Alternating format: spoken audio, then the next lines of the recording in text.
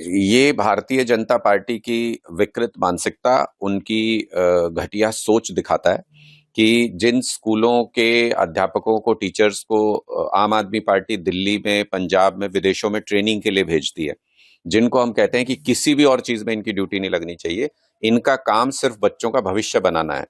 उन टीचर्स को, उन अध्यापकों को जिसको हम गुरु कहते हैं, उनसे प्रेरणा लेते हैं, उन लोगों की कुत्तों की और आवारा पशुओं की गिनती में ड्यूटी लगाना, उनके पे निगरानी करने में ड्यूटी लगाना, उनको नोडल ऑफिसर बनाना, ये भारतीय जनता पार्टी की शिक्षा के प्रति नफरत की सोच को दिखाता है। और हमेशा से शिक्षा विरोधी मानसिकता भारतीय जनता पार्टी की रही है। मैं तो ये कह रहा हूं कि अगर नायब सिंह जी चाहते ही हैं इस तरीके से कि कोई ऑफिसर होना चाहिए स्कूल के अंदर ऐसा, तो वो एक पाड़ी की नौकरी निकाल दें, सरकारी नौकरी।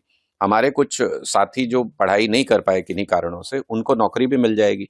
और कम से कम टीचर्स का जो अपमान भारतीय जनता पार्टी की सरकार कर रही है, वो अपमान नहीं होगा। और आप जो काम कराना चाहते हैं वो भी करा सकते हैं। इसके लिए आपके पास ढेरों कर्मचारी हैं, इसके लिए आपके पास म्यूनिसिपल लेवल पे भी कर्मचारी होते हैं, स्पेशल डिपार्टमेंट होता है इसके लिए। उनकी ड्यूटी ना लगा के अगर आप टीचर्स को ये चाहते हैं कि वो आवारा कुत्तों की, आवारा पशुओं की निगरानी करें, उनकी संख्या गिने, तो इससे साफ नजर आता है कि आप बच्चों के भविष्य को बर्बाद करना चाहते हैं। वैसे भी पढ़ाई की दृष्टि से अगर आप देखें तो हरियाणा के अंदर, दिल्ली के अंदर धीरे धीरे सरकारी स्कूलों को बंद करने की भारतीय जनता पार्टी की जो साजिश है, वो स्पष्ट तौर पे नजर आती है। सारे सरकारी स्कूलों में हरियाणा के अंदर तो मैं कहूँ आपको 100-150 स्कूल ऐसे हैं जिनके खिड़की दरवाजे टूटे हुए हैं। बच्चे ठंड में इस वक्त में बिना खिड़की दरवाजे के कमरों में बैठ रहे हैं। उसके अलावा आप देखो, ढेरों स्कूल ऐसे हैं। पीएम श्री तक की मैंने रिपोर्ट पढ़ी थी कि पीएम श्री नाम तो रख दिया, पीएम श्री, पीएम साहब के नाम पे इनको रखने की जल्दी रहती है, लेकिन उस स्कूल में टाट पट्टी पे बैठ रही हैं छोटी छोटी बच्चियां। तो ये इनके पढ़ाई के स्टैंडर्ड्स हैं जो हरियाणा में ये मेंटेन करते हैं। और उसके बाद अध्यापकों का इस तरीके से अपमान करना, उनके आवारा कुत्तों के ऊपर ड्यूटी लगाना, मुझे लगता है बहुत शर्मनाक है और भारतीय जनता पार्टी की शिक्षा विरोधी मानसिकता दिखाता है।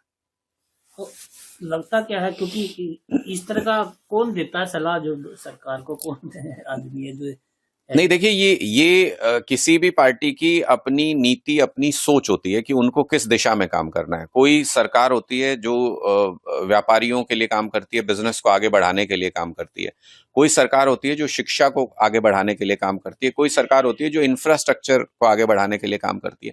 भारतीय जनता पार्टी को ये सारे उठपटांग फैसले, इनके उठपटांग फैसले क्या होते हैं कि अगर कोई रेपिस्ट है, महिला के खिलाफ किसी ने अपराध किया है, उनका समर्थन करेगी भारतीय जनता पार्टी, उनको टिकट देगी, उनका सम्मान करेगी। अगर कोई गुरु है, टीचर है, उनको कैसे अपमानित किया जा सकता है, कैसे पढ़ाई के अलावा हर काम में लगाया जा सकता है, वो भारतीय जनता पार्टी की हमेशा प्राथमिकता होगी। इनके बड़े बिजनेसमैन मित्रों से कैसे पर्यावरण को बर्बाद करा के लूट कराई जा सकती है, वो भारतीय जनता पार्टी की तो ये तो इनकी प्राथमिकता है भारतीय जनता पार्टी की, जिसके तहत ये सरकारी शिक्षा व्यवस्था को खत्म करना चाहते हैं। और साथ ही साथ जो अध्यापक हैं, जो टीचर्स हैं, उनकी ट्रेनिंग पे कोई ध्यान नहीं देते हैं, जिससे कि बच्चे अच्छी शिक्षा नहीं पा सकें।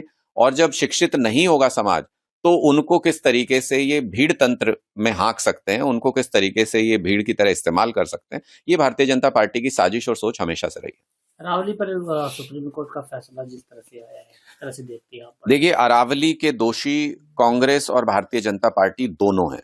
2003 से राजस्थान के अंदर ये 100 मीटर का नियम लागू करके और खूब अरावली को लूटा गया, खूब माइनिंग वहां पे हुई।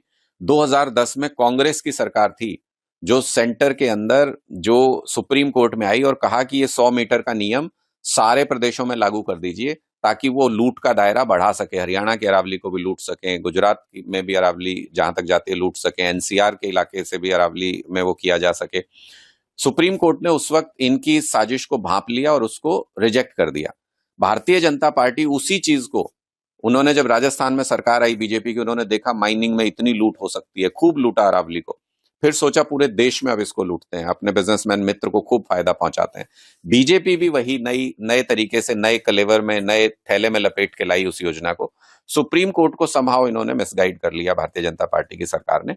आज सुप्रीम कोर्ट ने अपने फैसले को रिविजिट किया है, उस पर सही निर्णय लिया है कि ये बिल्कुल सही नहीं है। और भारतीय जनता पार्टी की पॉलिटिकल साजिश को देखने में कामयाब हुआ है सुप्रीम कोर्ट कि कैसे वो अरावली को लूटना चाहते हैं।